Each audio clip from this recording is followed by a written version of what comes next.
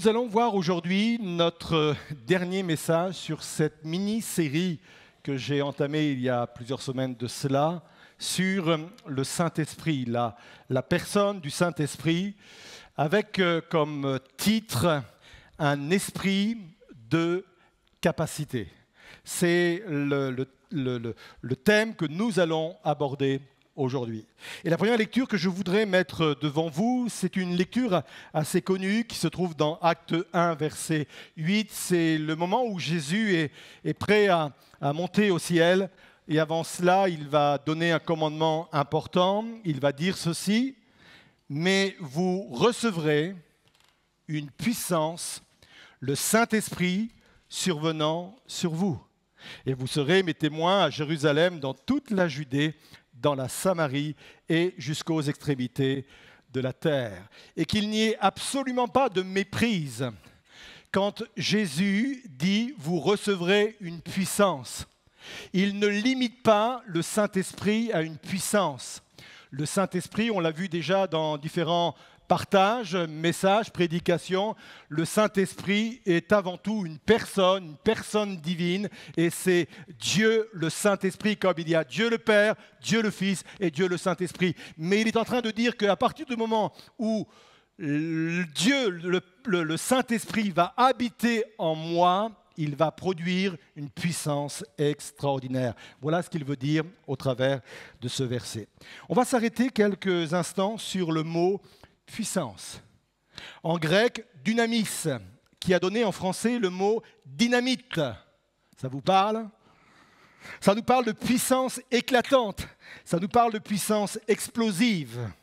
Et j'ai l'impression, quand on parle du Saint-Esprit et quand on parle de ce texte en particulier, on a retenu que cet aspect-là du ministère du Saint-Esprit, comme quelque chose d'éclatant, comme quelque chose d'explosif, comme une puissance qui vient bouger et révolutionner d'une façon visible tout ce qui se passe autour de nous. Certes, ça en fait partie, mais on perd tout un pan de ce que Dieu veut nous dire au travers de ce mot « puissance ». Le mot « dynamis », puissance, a un autre sens.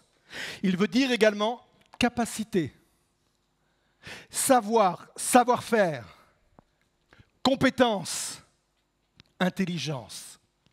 Et quand Jésus dit « le Saint-Esprit va être répandu sur vous avec puissance », non seulement il y a cette puissance éclatante telle qu'on l'imagine facilement dans nos milieux et surtout dans nos milieux évangéliques, mais aussi tout ce pan. Je viens vous donner une puissance sous la forme de capacité, de compétence, d'intelligence, de savoir-faire. Et ça, c'est aussi important. L'exemple le plus parlant pour voir cette œuvre du Saint-Esprit se trouve dans l'Ancien Testament et notamment quand il y a eu la construction du tabernacle. Pour ceux qui ne savent pas, le tabernacle, en fin de compte, pour résumer, c'était un temple portatif. Le peuple de Dieu était un peuple nomade. Dieu, d'une façon symbolique, voulait habiter au milieu de son peuple. Et puisque c'était un peuple nomade, il s'est adapté à son fonctionnement. Donc, il a créé un temple, mais un temple démontable. C'était le tabernacle. Mais ce n'est pas parce que c'est un temple démontable que Dieu veut en faire un temple de pacotille. Dieu ne veut pas en faire une vulgaire tente de chiffon. Il va tout de même utiliser des matériaux nobles, précieux. Il va utiliser de l'or, de l'argent, des pierres précieuses, le pourpre, le fin lin, du bois d'acacia, etc., etc. Non seulement il choisit des matériaux nobles, de qualité, mais en plus, il veut que son temple soit esthétique. Le Dieu que nous servons, c'est le Dieu du beau. Le Dieu que nous servons, c'est le Dieu de l'esthétisme. Et ce n'est pas parce que je suis une créature de Dieu que je dois me laisser aller. Et là, toutes les femmes disent à leur mari « Chérie, fais chauffer la carte bleue. On va dépenser. Et là, tous les sapologues aussi de l'Église se disent, tu vois, c'est biblique ce qu'on fait.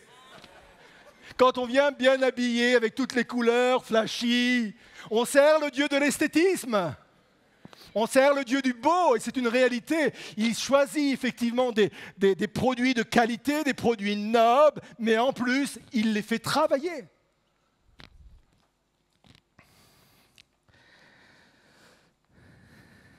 Certains matériaux vont être ciselés, sculptés, gravés, tissés, teints. Et si vous voulez une description précise de tout ce qu'il va faire, nous le trouvons dans le livre de l'Exode, et on voit là les poteaux en bois vont être recouverts de matériaux précieux, il y a le tabernacle, il y a le chandelier, il y a les tapis. Bref, il fait quelque chose de qualité.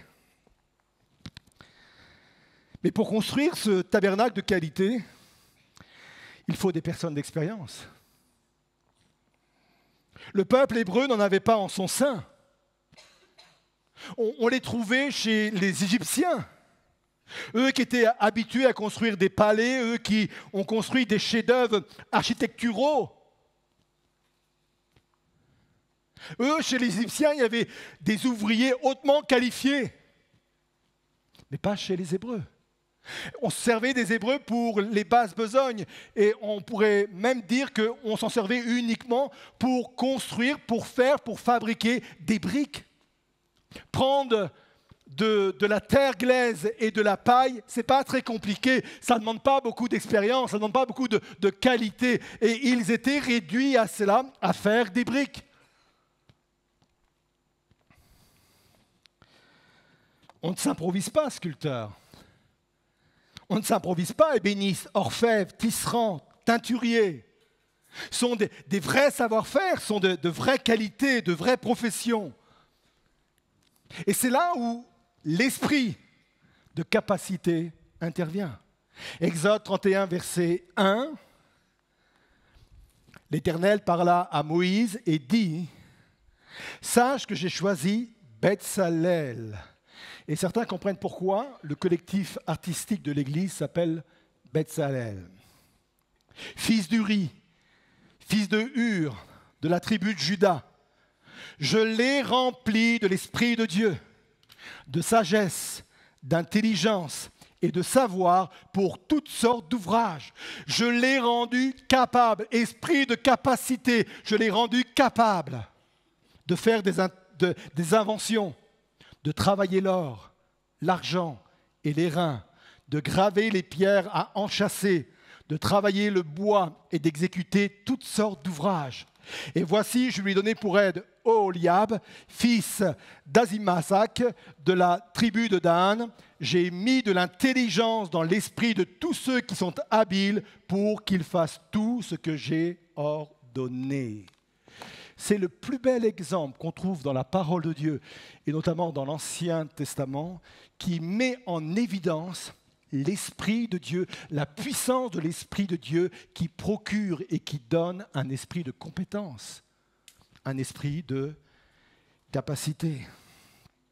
Dieu les a remplis de dynamisme, de puissance sous forme de savoir-faire. Alors la question qu'on va se poser maintenant est la suivante. Quel impact a cet esprit de compétence dans la Nouvelle Alliance ? Pasteur, vous nous avez donné un exemple de l'Ancienne Alliance, l'Ancien Testament, mais quel impact, quelle implication cet esprit peut avoir dans la Nouvelle Alliance ? Plusieurs choses. Premièrement, c'est un puissant encouragement. C'est un puissant encouragement pour tous ceux qui sont confrontés à des défis qui semblent parfois insurmontables. Dans le domaine professionnel, dans le domaine des études, dans le domaine familial, dans le domaine relationnel, et j'en passe. Arrêtons de cloisonner le Saint-Esprit, arrêtons de cloisonner Dieu. Dieu ne s'intéresse pas uniquement à ce qui se passe dans son Église, il s'intéresse à nous dans toutes les sphères et les pans de notre vie pratique. Je ne sais pas, peut-être que tu es devant un défi professionnel. L'esprit de capacité est pour toi. Peut-être que tu es confronté à une situation familiale qui te dépasse. L'esprit de capacité, le dynamisme, la puissance du Saint-Esprit est pour toi, pour vivre cette réalité. Il y a deux exemples que vous connaissez très bien dans la parole de Dieu qui vient aussi affirmer cela. C'est l'exemple de Joseph. On a vu toute une série il y a quelques mois de cela, et vous pouvez revenir sur YouTube, sur la vie de Joseph. Mais Joseph était un homme extrêmement compétent. Tout ce qui touchait réussissait. C'était vrai dans la maison de Potiphar, c'était vrai en prison, et c'était même vrai quand il est arrivé à la cour du roi de Pharaon. Tout ce qu'il touchait, on dirait aujourd'hui, il a de l'or dans les mains. Et quand Pharaon est conscient de cela, de cet homme exceptionnel qui est Joseph, il va rendre lui-même ce témoignage. Pharaon, un Égyptien, j'allais dire un païen. Il va rendre ce témoignage, Genèse 41, 38. Et Pharaon dit à ses serviteurs, « Trouverions-nous un homme comme celui-ci, ayant en lui l'Esprit de Dieu ?» Il attribue son savoir-faire à l'Esprit de Dieu. Pharaon analyse, regarde cet homme exceptionnel qui dépasse de loin certains Égyptiens et il est en train de se dire, si cet homme est aussi capable, un savoir-faire, une intelligence aussi extraordinaire, lui il dit, c'est parce qu'il a en lui l'Esprit de Dieu. Remarquez, il ne dit pas l'Esprit des dieux, il aurait pu le dire en tant qu'Égyptien, il dit l'Esprit de Dieu. Il fait connaissance avec le Dieu des Juifs. Il y a l'exemple aussi de Daniel et de ses amis qui vont être déportés à Babylone. Et c'est vrai que Daniel et ses amis étaient en études là-bas, formés pour ce que le roi de Babylone avait pensé pour eux. Il dit que Dieu leur donna une intelligence telle, une science telle, concernant même les lettres. Même les mathématiques, on a retrouvé des documents manuscrits, c'est documenté. Ils avaient une intelligence extraordinaire dans beaucoup de domaines. La Bible dit qu'ils étaient 10 fois supérieurs aux garçons, aux jeunes de leur âge. Ça fait envie, hein? Je sais, bientôt les vacances, mais ça fait quand même envie pour la rentrée, non? Et encore une fois, le témoignage qui est rendu est le suivant, Daniel 4, verset 18. « Toi, Belshazzar », c'est le nom que Daniel avait reçu des rois de Babylone, « donne-en l'explication, puisque tous les sages de mon royaume ne peuvent me la donner. Toi, tu le peux. Pourquoi ? Car tu as en toi l'esprit des dieux saints. » Lui-même dit, mais il a une intelligence, une puissante intelligence qui lui est procurée par le Saint-Esprit. Et j'aimerais que ça vienne t'encourager ce matin. Peut-être que tu es en train de te battre dans un domaine particulier. Personnellement, moi je suis né, j'ai donné déjà ce témoignage. Je suis né 10 plus, tous ces 10 aujourd'hui qu'on ne connaissait pas à cette époque-là. Et franchement, j'avais de grandes difficultés dans mes études. J'avais de grandes difficultés après plus tard pour enregistrer parce que j'étais confronté à tous mes blocages dus à ces disques. J'ai expérimenté personnellement l'esprit de capacité. Et c'est un encouragement que chacun peut avoir. Peut-être que tu finis mal ton année scolaire. Peut-être que tu finis mal ton année d'université. Peut-être que tu finis mal même ton année professionnelle en te disant « ça n'a pas été simple, des défis que je n'ai pas réussi à relever ». Peut-être que tu dis « moi j'attends les vacances avec impatience, peut-être que je vais oublier cela ». J'aimerais dire que le Dieu que l'on sert, le Saint-Esprit qui nous est promis, cette puissance du Saint-Esprit qui nous est promis est une puissance de compétence. Une puissance de compétence. Vous êtes toujours là? Quel impact a cet esprit de compétence dans la nouvelle alliance? Deuxièmement, un moyen redoutable et indispensable pour construire le royaume de Dieu.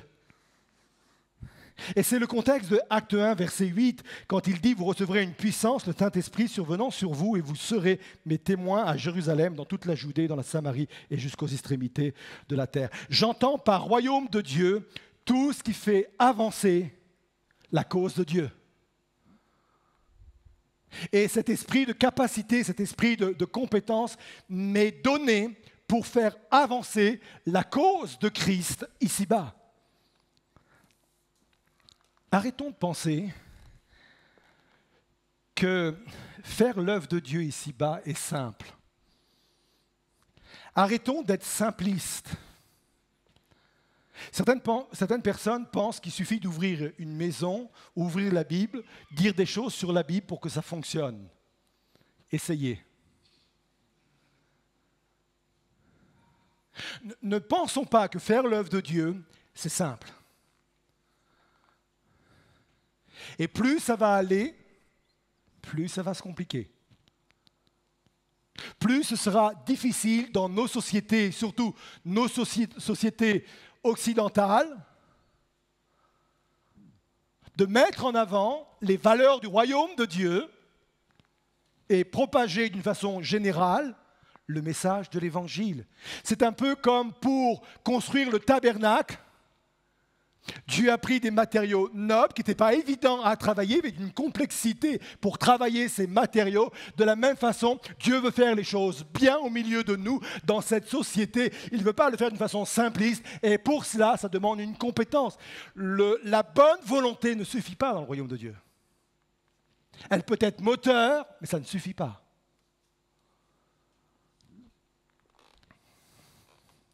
L'œuvre de Dieu est complexe. Et je reviens à l'Ancien Testament avec Moïse, qui à un moment donné, Moïse, lui, avait une église aussi. D'ailleurs, la Bible parle de l'église qui était au désert. Le rassemblement qui était au désert. Et lui, ça devenait hyper compliqué de gérer ce peuple. On estime ce peuple, à cette époque-là, entre 600 000 et 1 million de personnes. Et à un moment donné, Moïse n'en peut plus, il dit même à Dieu, « Reprends-moi » Combien sont d'accord pour dire que, heureusement, que Dieu n'exauce pas toutes nos prières?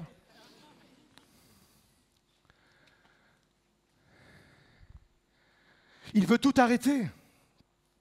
Nombre 11, verset 14, « Je ne peux pas tout seul supporter le fardeau que représente ce peuple. C'est trop pour moi. » Nombre 11, verset 16 et 17, le Seigneur répondit à Moïse, « Rassemble 70 hommes respectables que tu connais comme anciens et responsables du peuple. Tu les amèneras à la tente de rencontre. Ils se tiendront avec toi, là, devant moi. Je descendrai m'entretenir avec toi à cet endroit. Je prélèverai un peu de l'esprit. » Ça, c'est uniquement pour l'Ancien Testament. Hein. On veut le reproduire. Je fais juste une parenthèse. Mais n'ayez crainte, je vais réussir à la refermer. Parfois, on a l'impression qu'il fallait être sous la couverture spirituelle d'un homme de Dieu pour avoir son onction. C'est faux dans le Nouveau Testament. Ce qui s'est passé là, dans l'Ancien Testament, c'est vraiment particulier. C'était lié à l'Ancien Testament, où Dieu choisissait uniquement certaines personnes pour les oindre, pour les qualifier, et il fallait dépendre de ces personnes pour aussi être qualifiés. Je referme la parenthèse. Tu les amèneras à la tente donc de la rencontre, ils se tiendront avec toi là devant moi. Je descendrai m'entretenir avec toi à cet endroit. Je prélèverai un peu de l'esprit que je t'ai donné pour en répandre sur eux. Ils pourront alors t'aider à porter la charge que représente ce peuple et tu ne seras plus seul pour cela. Et quand il est question de porter la charge, ce n'est pas seulement une charge physique qui pourrait être résumée par les heures de travail qu'il fallait faire, c'est aussi la charge mentale, la charge intellectuelle, où il fallait réfléchir, il fallait organiser, orchestrer. C'était aussi tout un pan politique de la vie du peuple. Et Dieu dit, c'est tellement complexe pour toi aujourd'hui de gérer un peuple comme celui-ci. Je vais mettre à côté de toi des gens qui vont avoir l'esprit de capacité et qui seront aussi porter la charge avec toi. Restez encore avec moi, c'est là que ça devient intéressant. Alors, les 70 vont aller dans la tente. En fin de compte, il n'y en avait que 68. 2 sont restés à l'extérieur. Et quand l'esprit est descendu sur les 70, ils ont commencé à prophétiser. Prophétiser veut dire parler de la part de Dieu. Hein. Avoir un message à communiquer de la part de Dieu. Les 68 étaient cachés dans la tente, et puis il y avait 2 à l'extérieur dans le camp qui commençaient à prophétiser. Et Josué a pris peur. Josué n'avait pas entendu que Dieu voulait répandre aussi sur ces hommes, aussi le Saint-Esprit, l'esprit de capacité. Alors, il va aller voir Moïse. Il va dire, Moïse, il se passe quelque chose, il faut les arrêter. Regardez ce que va dire Moïse, Nombre 11, verset 29. « Es-tu jaloux pour moi ? Si seulement le Seigneur répandait son esprit sur tous les Israélites, pour qu'ils deviennent tous des prophètes. » Lui, il se dit, mais moi, pour gérer tout ce monde, tout ce peuple, je n'ai pas simplement besoin de uniquement 70 personnes remplies du Saint-Esprit, mais j'ai besoin que tout le peuple de Dieu soit rempli du Saint-Esprit. C'était son désir, c'était sa volonté. Il a fallu attendre 1300 ans pour que ça se produise. C'est-à-dire le Nouveau Testament. C'est-à-dire la Nouvelle Alliance. Acte 2, où le Saint-Esprit est descendu sur les hommes. Et voilà ce qui se passe. J'aime comment l'apôtre Paul le décrit dans 2 Corinthiens 3, verset 5. En effet, nous ne saurions prétendre à accomplir une telle tâche, l'avancement du royaume de Dieu, une telle tâche grâce à notre capacité personnelle, avec notre intelligence, avec notre savoir-faire, parce que c'est une tâche qui est complexe, c'est une tâche qui est difficile. Par moi-même, avec mes capacités personnelles, je ne peux pas. Ce que nous sommes capables de faire vient de Dieu. C'est lui qui nous a rendus capables d'être serviteurs, et il s'adresse à l'Église, d'être serviteurs de la nouvelle alliance. Combien plus glorieuse doit être la fonction exercée par l'Esprit. Il ne dit pas simplement au milieu de vous, quelques-uns vont être utilisés pour faire avancer le royaume de Dieu, juste quelques serviteurs qui vont être remplis du Saint-Esprit. Il dit non, nous sommes tous serviteurs de Dieu. Dans l'Église, la personne la plus importante n'est pas le pasteur. Dans l'Église, les personnes les plus importantes, ce sont ceux et celles qui se mettent à la disposition de Dieu pour être utilisés afin de faire avancer le royaume de Dieu. Et rien que pour ça, je me serais attendu à des applaudissements.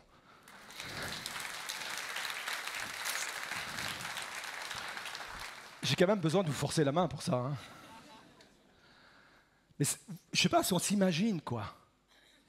Et rempli du Saint-Esprit, pourquoi ? Esprit de capacité. C'est pour ça que j'ai grand espoir par rapport à ce qui nous attend, par rapport au monde qui est devant nous, par rapport à la complexité de ce monde, cette société qui devient de plus en plus compliquée. Moi, je crois qu'il y a dans les rangs de nos églises, quelles qu'elles soient, des hommes et des femmes qui sont remplis de l'esprit de capacité, de savoir-faire, d'intelligence, de compétences pour faire avancer le royaume de Dieu. Ça ne se passe pas du haut de l'estrade, ça ne vient pas uniquement du haut de l'estrade, ça vient des hommes et des femmes du peuple de Dieu qui, eux, sont remplis d'un esprit de capacité. Amen.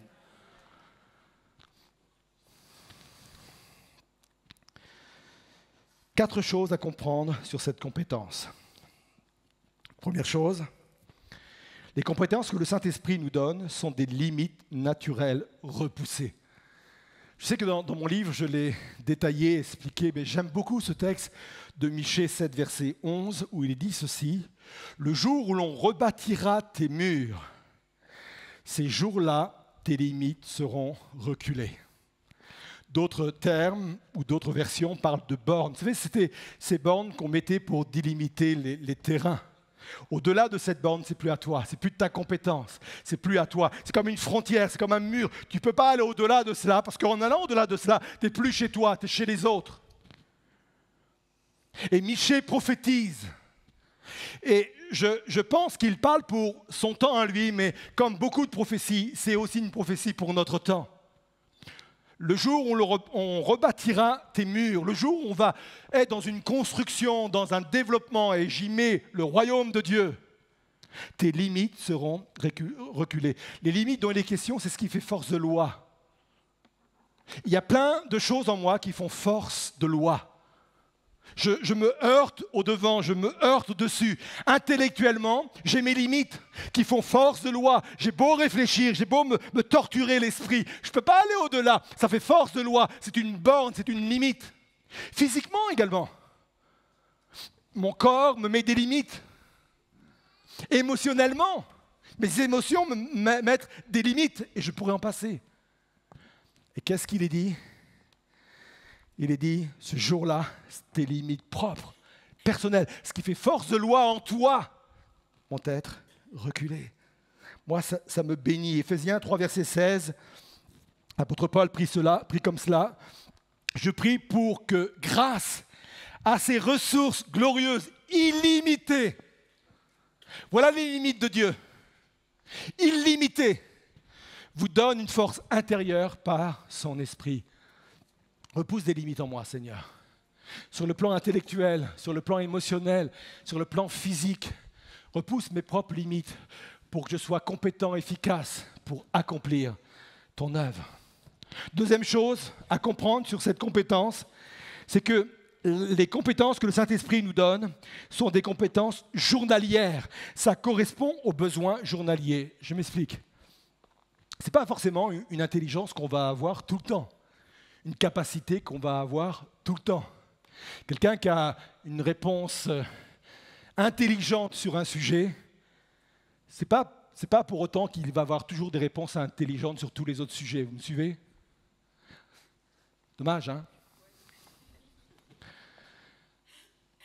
J'aime le témoignage de Corrie ten Boom. Vous connaissez Corrie ten Boom? C'est une femme qui était en Hollande, hollandaise d'origine, une chrétienne, qui a sauvé et caché de nombreux juifs, elle-même juive, de nombreux juifs de la Gestapo, des nazis. Elle en a sauvé énormément. Et à un moment donné, malheureusement, elle s'est fait elle-même enfermer, elle est ressortie vivante, elle a pu pardonner à ses bourreaux alors que certains de ses proches sont restés, eux, dans ces camps, morts. Et quand il y a eu cette pression sur l'Europe antisémite, elle était jeune, elle n'avait pas encore connu la persécution, elle n'avait pas encore connu les camps de concentration. Elle a commencé à avoir peur, elle sentait vraiment cette pression antisémite venir sur l'Europe entière. Et elle a dit à son père à un moment donné, « Papa, je ne suis pas sûr que j'aurai la force de tenir si cet antisémitisme vient balayer mon pays. Je ne sais pas si j'aurai les compétences, la force, la puissance, le savoir-faire pour gérer cette situation. » Et son père lui a donné un exemple. Son père lui a dit, « Tu sais, chaque jour, tu prends le train pour te rendre à l'université, pour apprendre. Et chaque jour, je te donne de l'argent pour ton billet de train. » Il lui a dit, « J'aurais pu te donner la somme pour le mois entier. Mais volontairement, pour te communiquer un enseignement, chaque jour, en te levant, soit sur la table de la cuisine, ou si j'étais présent, je l'ai donné moi-même, tu avais la somme exacte pour prendre le train. Et chaque jour, en te levant, tu n'as pas été angoissé en te disant, est-ce que ce matin, je vais encore avoir la somme pour prendre mon train?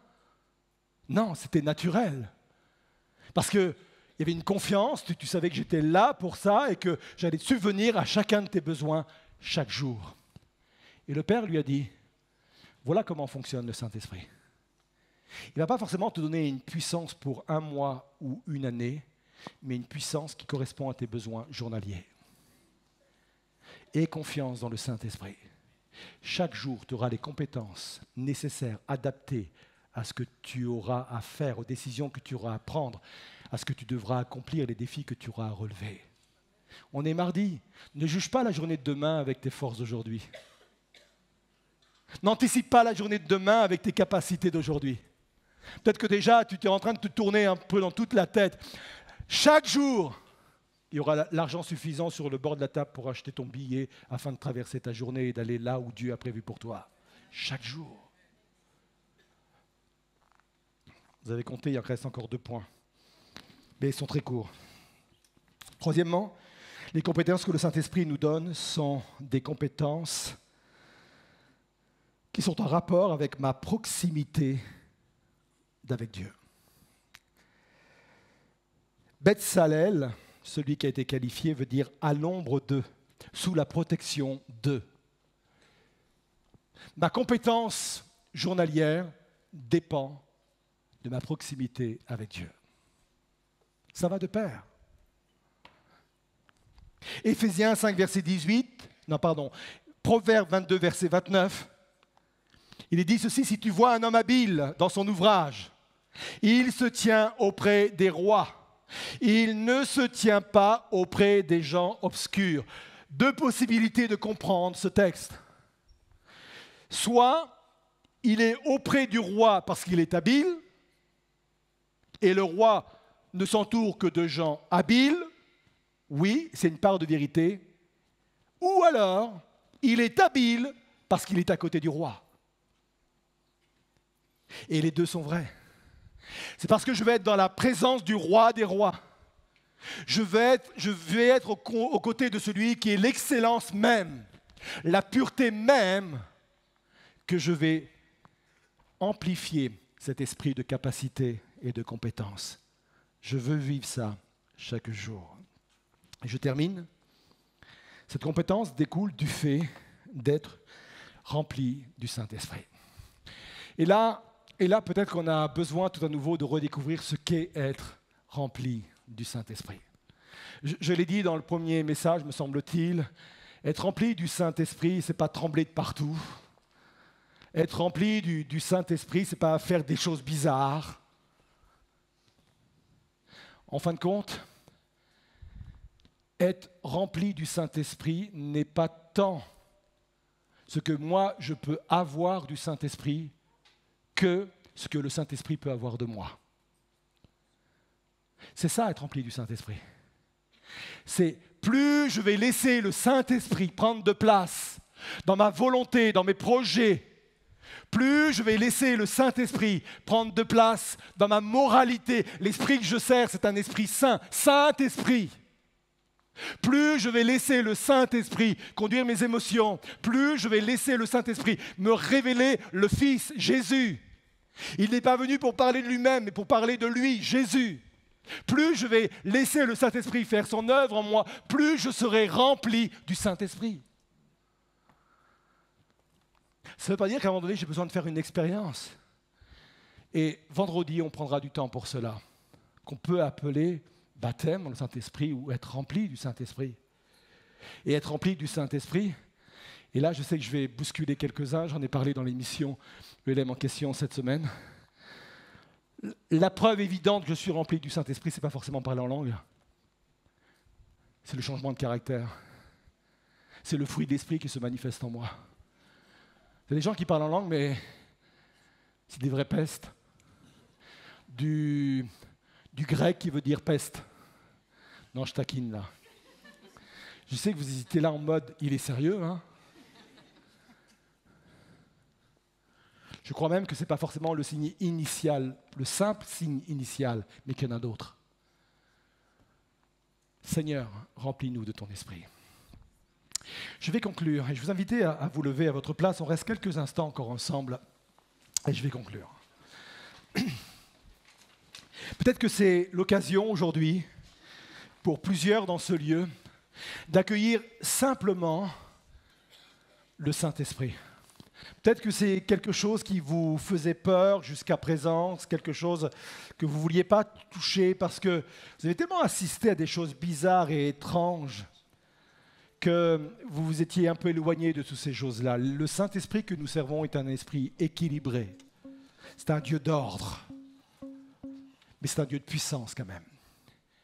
Et cette puissance, il veut vraiment la manifester de différentes façons. On a vu ce qu'étaient les dons, ou une partie des dons spirituels, les dons d'interprétation. On sait qu'il est capable de choses explosives, dans ce sens, une démonstration d'esprit et de puissance. Mais je crois également qu'il y a tout un pan que j'ignore, parce que c'est peut-être moins spectaculaire, mais c'est autant efficace, cet esprit de capacité, Seigneur. Rends-moi capable. Et pendant que le groupe de louanges va commencer à jouer le chant qu'ils vont interpréter ce matin, je voudrais qu'on ait un temps où on va se positionner par rapport à ce que nous venons de vivre. Peut-être que ceux qui veulent rester à leur place, ce soit simplement dire au Seigneur, Seigneur, je veux être rempli de toi, de ton esprit ce matin. Je veux accueillir le Saint-Esprit dans ma vie. J'honore Dieu le Père, j'honore Dieu le Fils, mais j'honore Dieu le Saint-Esprit également. Et je veux l'accueillir également dans ma vie. Et puis, un autre appel peut-être pour des personnes qui pourraient se positionner en venant sur le devant. Peut-être que je suis actuellement dans de grands défis qui me dépassent. Et quand je vais au-devant de ces défis, quand j'essaie de les régler, quand j'essaie de trouver une solution, je me heurte moi-même à mes propres limites. Ce sont des bornes, des lois, ça fait force de loi, limites intellectuelles, limites relationnelles, limites physiques. J'arrive pas à aller plus loin et pourtant, je sens que Dieu m'appelle à gérer cette situation. Si quelqu'un se sent concerné par ce deuxième appel, sortez de vos rangs, descendez du balcon et venez sur le devant. Je crois à l'esprit de capacité. Je crois à l'esprit de compétence. Je crois à l'esprit qui est capable de nous remplir de dynamite, dynamis, de puissance intellectuelle, puissance de compétence pour pouvoir accomplir ce à quoi il m'appelle, pour pouvoir accomplir les défis qui sont devant moi. Ça peut toucher le domaine professionnel, ça peut toucher mes études, ça peut toucher le domaine familial. Ça peut toucher le domaine relationnel. Je ne sais plus comment régler sur le plan relationnel cette situation. Esprit de compétence, viens me remplir. Viens me remplir. On laisse le chant et venez pendant ce temps-là. Je prendrai du temps pour prier avec vous après.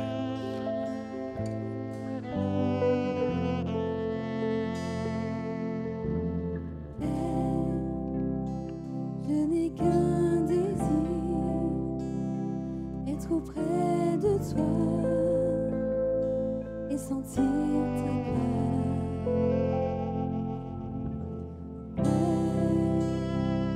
Tu as envoyé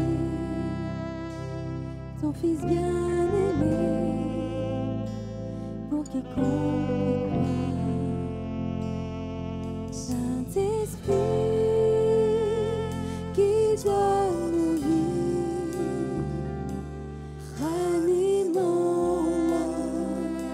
Souffle pour toi, Saint-Esprit, viens par ta pluie et rafraîchis-moi, et envoie un souffle nouveau,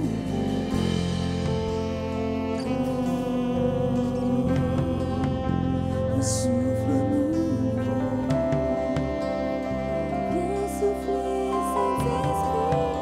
Un souffle nouveau. J'ai tant besoin de toi. Un souffle nouveau. Un souffle nouveau. Encore une fois. Un souffle nouveau. Viens souffler, un souffle nouveau. Souffle sur nos vies, sur les braises encore fumantes. Un souffle nouveau. Un souffle nouveau.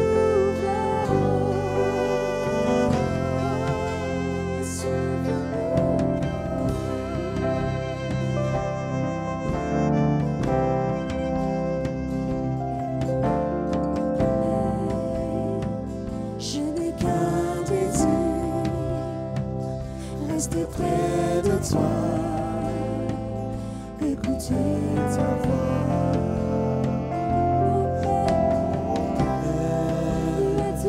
Tu m'as tout donné, et c'est à tes pieds que je veux rester. Comme une prière. Je n'ai qu'un désir, rester près de toi, écouter ta voix. Oh Père, tu m'as tout donné, et c'est à tes pieds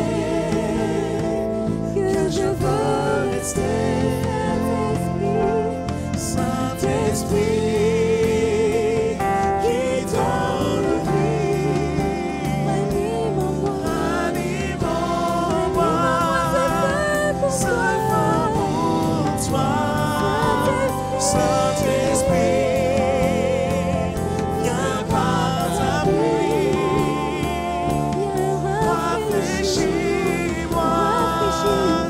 et envoie ton souffle nouveau.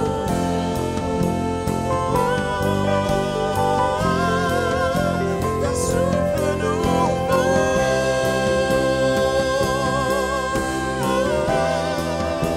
Ton souffle nouveau. Ton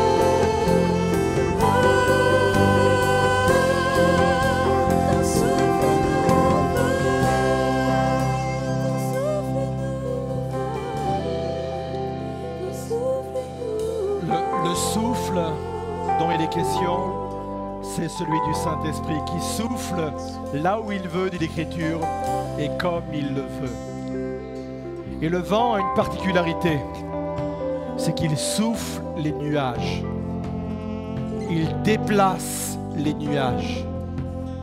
Et peut-être que dans ton esprit ce matin, il y a toutes sortes de pensées qui sont comme embrumées, qui sont opaques, que tu n'arrives pas à déceler, que tu n'arrives pas à détailler. C'est comme une tête remplie de nuages, remplie d'obscurité. C'est opaque. Moi, je crois que le Saint-Esprit vient souffler sur tes pensées ce matin.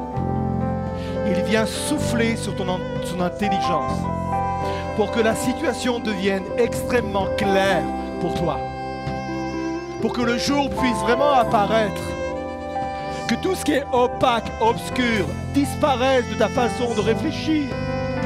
Je crois que Dieu donne des pensées nouvelles. Je pense que Dieu donne des stratégies nouvelles. Je crois que Dieu donne des solutions nouvelles. Parce que l'Esprit de Dieu vient souffler sur nos esprits, sur nos pensées. Il vient rafraîchir notre âme. Il vient rafraîchir notre intelligence. Il vient rafraîchir nos compétences. Il vient réfléchir. Alors oui, je l'accepte. Viens bénir, Seigneur. Viens bénir. Agis. Agis maintenant. Agis maintenant, Seigneur.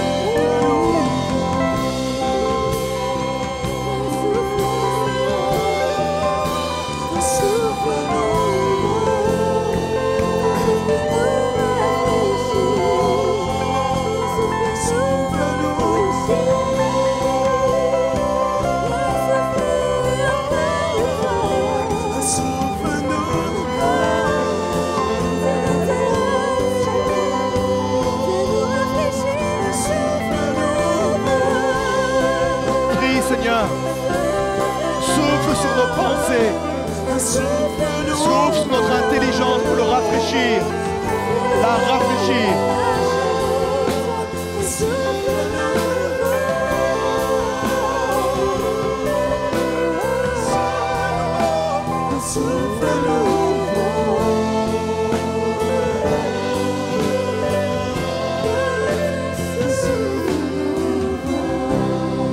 Amen. Tu viens bénir chacun, chacune, Seigneur, de personnes qui sont avancées sur le devant.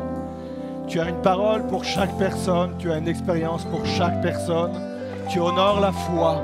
Et déjà, dès maintenant, je crois que dans l'esprit des uns et des autres, les choses deviennent plus claires. Les pensées deviennent plus claires, les solutions deviennent plus claires. L'intelligence devient plus claire. Je crois qu'il y a un esprit de compétence que tu veux donner aux uns et aux autres. Je crois que le Saint-Esprit remplit les cœurs et les pensées. Je crois que le Saint-Esprit fait ça, demeure plus que jamais dans les vies et dans les cœurs. Cet esprit de compétence, de savoir-faire, je crois qu'il est répandu sur toutes ces âmes, Seigneur Jésus, dans chacun de leurs domaines. Il n'y a aucun domaine qui t'échappe, même si ça touche le domaine professionnel. Tu as toutes les compétences entre tes mains, Seigneur. Que ce soit sur le domaine du leadership, que ce soit sur le domaine médical, que ce soit sur le domaine de la stratégie, Seigneur. Viens remplir ces âmes de la compétence dont ils ont besoin, les remplissant ainsi de ton esprit. Alléluia. On va rechanter, vous pouvez reprendre vos places. On va rechanter. Souffle, souffle sur nous d'un esprit nouveau. Oh!